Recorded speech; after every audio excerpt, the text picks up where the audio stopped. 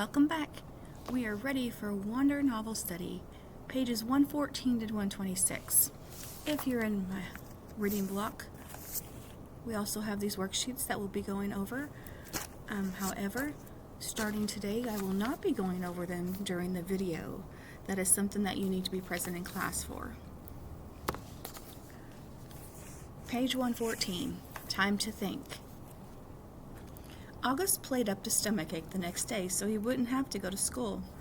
I admit I felt a little bad for Mom, who was genuinely concerned that he had a stomach bug, but I had promised August I wouldn't tell her about the incident at school. By Sunday, he was still determined not to go back to school. "What are you planning on telling Mom and Dad?" I asked when he told me this. "They said I could quit whenever I want to." He said this while he was still focused on a comic book he was reading. "But you've never been the kind of kid who quits anything. That's not like you," I said truthfully. "I'm quitting." "You're going to have to tell Mom and Dad why," I pointed out, pulling the comic book out of his hand so he'd have to look up at me while we were talking. "Then Mom will call the school and everyone will know about it." "Will Jack get in trouble?" "I would think so." "Good." I have to admit, August was surprising me more and more. He pulled another comic book off his shelf and started leafing through it. "Augie," I said, "are you really going to let a couple stupid kids keep you from going back to school? I know you've been enjoying it. Don't give them that power over you. Don't give them that satisfaction." "They have no idea I even heard them," I explained. "No, I know, but Via, it's okay. I know what I'm doing. I've made up my mind." "But this is crazy, Augie," I said empathetically, pulling a new comic book away from him too. "You have to go to school. Everyone hates school sometimes. I hate school sometimes. I hate my friends sometimes. That's just life, Augie. You want to be treated normally, right? That is normal. We all have to go to school sometimes despite the fact that we had bad days, okay?" "Do people go out of the way to avoid touching you, Via?" he answered, which left me momentarily without an answer. "Yeah, right. That's what I thought. So don't compare your bad days at school to mine, okay?" "Okay, that's fair. But it's not a contest about whose days suck the most, August. The point is that we all have to put up with the bad days. Now, unless you want to be treated like a baby the rest of your life, or like a kid with special needs, you have to suck it up and go." He didn't say anything, but I think that last bit was getting to him. "You don't have to say a word to those kids," I continued. "August, actually, it's so cool that you know what they said, but they don't know you know what they said, you know?" "What the heck?" "You know what I mean. You don't have to talk to them ever again if you don't want. And they'll never know why. See? Or you can pretend to be friends with them. Deep down, you know you're not." "Is that how you were with Miranda?" he asked.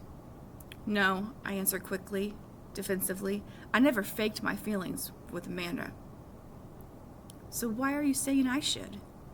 "I'm not. I'm just saying you shouldn't let those little jerks get to you, that's all. Like Miranda got to you." "Why do you keep bringing Miranda up?" I yelled impatiently. "I'm trying to talk to you about your friends. Please keep mine out of it. You're not even friends with her anymore."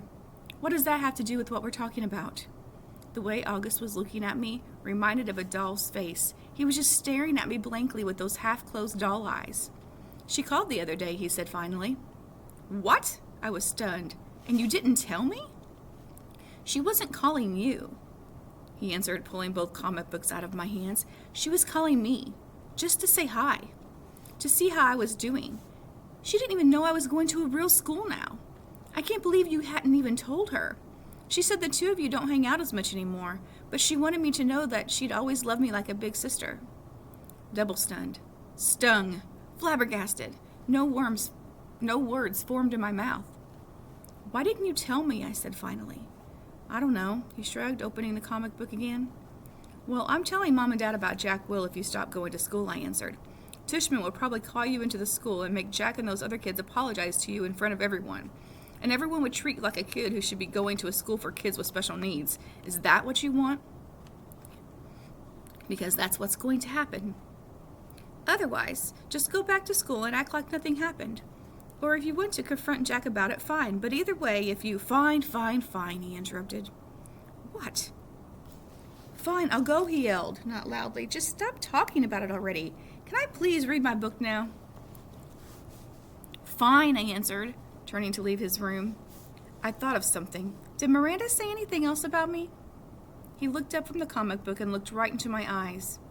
She said to tell you she misses you, quote unquote. I nodded. Thanks, I said casually, too embarrassed to let him see how happy that actually made me feel. We are now ready for part 3 in the book, Summer's Point of View. And I'll show you the picture that's in here. It's kind of backwards, I know. Sorry.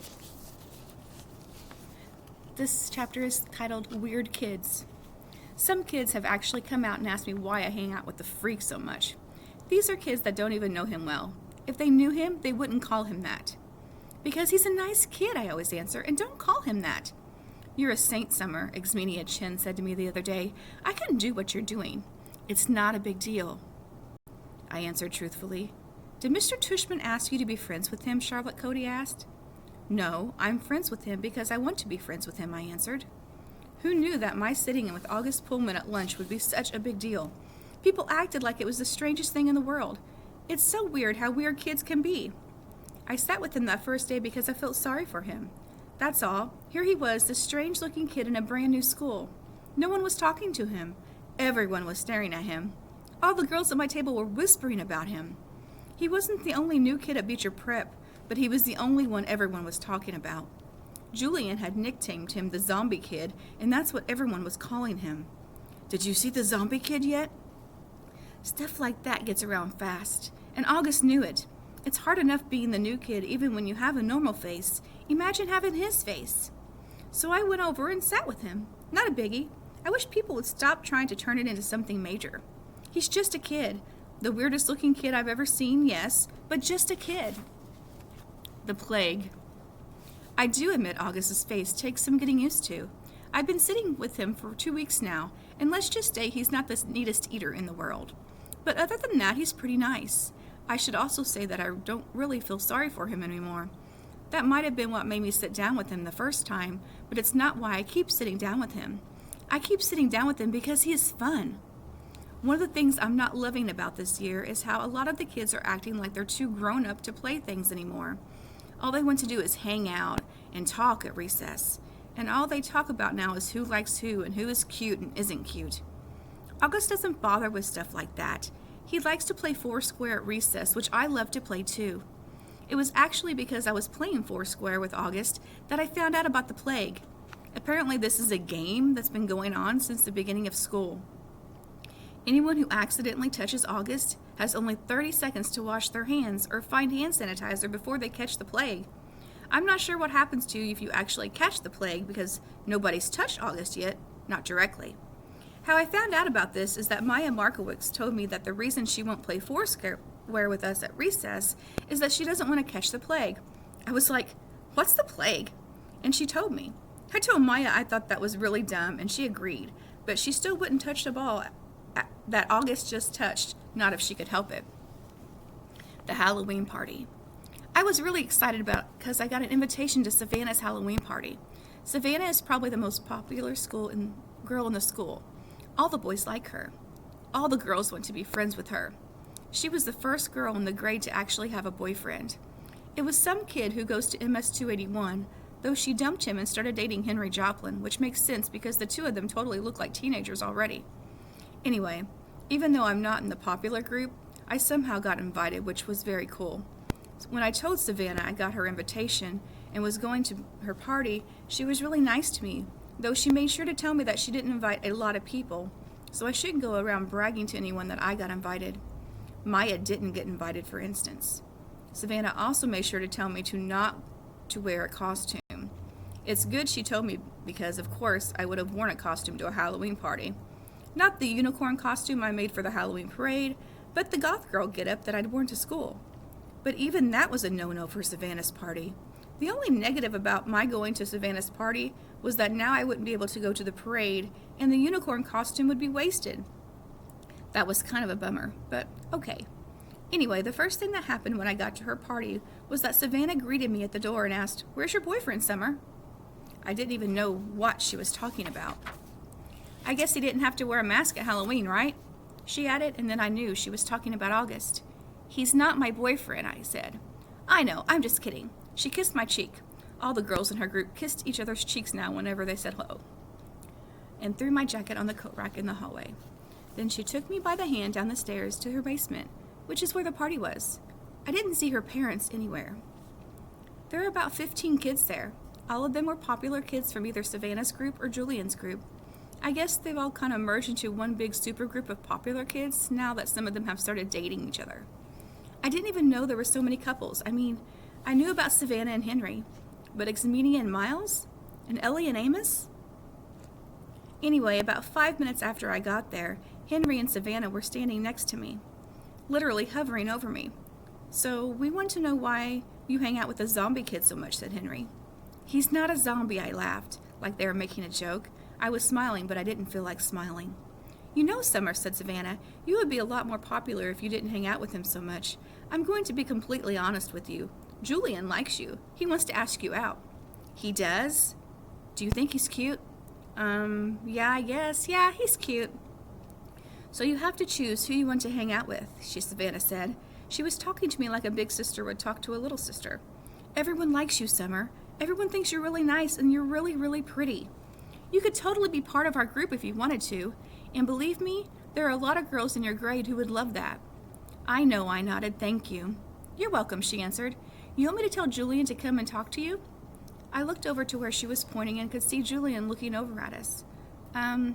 Actually, I need to go to the bathroom. Where's that? I went to where she pointed, sat down on the side of the bathtub and called Mom and asked her to pick me up. Is everything okay? Said Mom. Yeah, I just don't want to stay, I said. Mom didn't ask any more questions and said she'd be there in 10 minutes. I hung out in the bathroom until Mom called, and then I snuck upstairs without anyone seeing me, got my jacket and went outside. It was only 9:30. The Halloween parade was in full swing down Amesfort Avenue. Huge crowds everywhere. Everyone was in costume. Skeletons, pirates, princesses, vampires, superheroes, but not one unicorn. November. The next day at school, I told Savannah I had eaten some really bad Halloween candy and gotten sick, which is why I went home early from her party, and she believed me. There was actually a stomach bug going around, so it was a good lie. I also told her that I had a crush on someone else, that it wasn't Julian, so she would leave me alone about that and hopefully spread the word to Julian that I wasn't interested. She, of course, wanted to know who I had a crush on, and I told her it was a secret. August was absent the day after Halloween, and when he came back, I could tell something was up with him. He was acting so weird at lunch. He barely said a word and kept looking down at his food when I talked to him, like he wouldn't look me in the eye. Finally, I was like, Augie, is everything okay? Are you mad at me or something? No, he said. Sorry you weren't feeling well on Halloween. I kept looking for Boba Fett in the hallways. Yeah, I was sick. Did you have that stomach bug? Yeah, I guess. He opened a book and started to read, which was kind of rude. I'm so excited about the Egyptian Museum project, I said, aren't you? He shook his head with his mouth full of food. I actually looked away because between the way he was chewing, which almost seemed like he was being gross on purpose, and the way his eyes were just kind of closed down, I was getting a really bad vibe from him. What project did you get? I asked. He shrugged, pulled out a piece of scrap paper from his jean pocket and flicked it across the table to me. Everyone in the grade got assigned an Egyptian artifact to work on for Egyptian Museum Day, which was in December.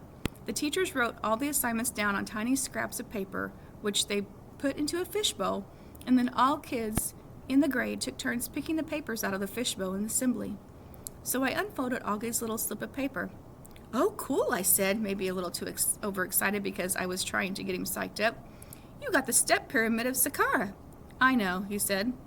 I got Anubis, the god of the afterlife. The one with the dog head? It's actually a jackal head, I corrected him. Hey, you want to start working on our projects together after school? You can come over to my house. He put his sandwich down and leaned back in his chair. I can't even just describe the look he was giving me. You know, Summer, he said, you don't have to do this. What are you talking about? You don't have to be friends with me. I know Mr. Tushman asked you to. I have no idea what you're talking about. You don't have to pretend is all I'm saying. I know Mr. Tushman talked to some kids before school started and told them they had to be friends with me. He did not talk to me, August. Yeah, he did. No, he did not. Yeah, he did. No, he didn't. I swear on my life. I put my hands up in the air so he could see I wasn't crossing my fingers. He immediately looked down at my feet, so I shook off my Uggs so he could see my toes weren't crossed. "You're wearing tights," he said accusingly. "You can see my toes are flat," I yelled. "Okay, you don't have to scream. I don't like being accused of things, okay?" "Okay, I'm sorry." "You should be." "He really didn't talk to you?" "Augie!" Okay, I'm really sorry." I would have stayed mad at him longer, but then he told me about something bad that had happened to him on Halloween, and I couldn't stay mad at him anymore. Basically, he heard Jack bad-mouthing him and saying really horrible things behind his back. It kind of explained his attitude, and now I knew why he'd been out sick. "Promise you won't tell anyone," he said. "I won't," I nodded. "Promise you won't ever be mean to me like that again?" "Promise," he said, and we pinky swore.